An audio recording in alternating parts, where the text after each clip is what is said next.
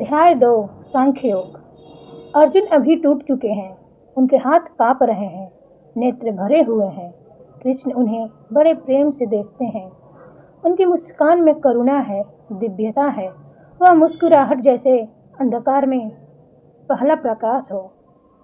और कृष्ण धीमे स्वर में कहते हैं, कृष्ण कहते हैं, हे अर्जुन, तुम जिनके लिए शोक कर रहे हो वे न कभी मिटे थे, न अभी मिटेंगे और न आगे मिटेंगे।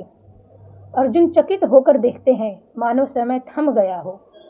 कृष्ण आगे कहते हैं, न आत्मा जन्म लेती है, न मरती है, न वह जलती है, न काटी जा सकती है, न वह गीली होती है, न सूखती है। वह अनादि है, अविनाशी है। यह सुनकर अर्जुन का मन पहली बार स्थिर होने लगता है। कृष्ण आगे समझाते हैं, अर्जुन, यह देह मिटेगी पर आत्मा नहीं। जिसका विनाश संभव ही नहीं, उसका शोक कैसा। कृष्ण फिर अर्जुन के कंधे पर हाथ रखते हैं। तुम्हारा कर्तव्य युद्ध करना है, कर्म तुम्हारा अधिकार है, पर फल पर अधिकार कभी मत रखना। यही वह स्थान है जहाँ श्री कृष्ण कर्म योग का सार देते हैं। महाश्लोक, कर्म योग का हृदय। कर्मण्येवाधिकारस्ते मा फलेषु कदाचन माँ कर्म फल हेतुर्भुर्मा ते संगो अस्त्व कर्मणि। अर्थ इसका, हे अर्जुन, कर्म करना तुम्हारा धर्म है। फल कैसा मिलेगा यह मेरी इच्छा है। फल की चिंता में डूबकर तुम कर्म करना मत छोड़ो। कृष्ण को अर्जुन समझाते हैं। कृष्ण कहते हैं, अर्जुन, जो व्यक्ति सुख दुख लाभ हानि जीवन मृत्यु में समान रहता है उसे ही स्थिति प्रज्ञ कहते हैं। वही सच्चा ज्ञानी है।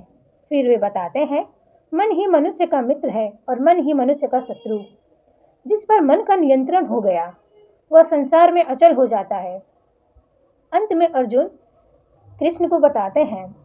कृष्ण के शब्दों को सुनकर अर्जुन पहली बार उठते हैं। उनके चेहरे पर दृढ़ता आ जाती है। भ्रम थोड़ा थोड़ा कम होने लगता है। अभी पूर्ण ज्ञान नहीं, पर पहली रोशनी दिख गई है। ज्योति की पहली लौ जल चुकी है। कुरुक्षेत्र की धूल उठती है और ऐसा लगता है जैसे स्वयं धरती भी कृष्ण के उपदेश को सुन रही है। अध्याय 2 का सार क्या है। आत्मा अमर है, शरीर बदलता है, आत्मा नहीं। फल की चिंता त्याग कर कर्तव्य करो। मन को स्थिर बनाओ। दुख सुख में समान रहना ही ज्ञान का लक्षण है। इसलिए अपना कर्म कभी मत छोड़ना और फल के बारे में तो बिल्कुल भी नहीं सोचना है।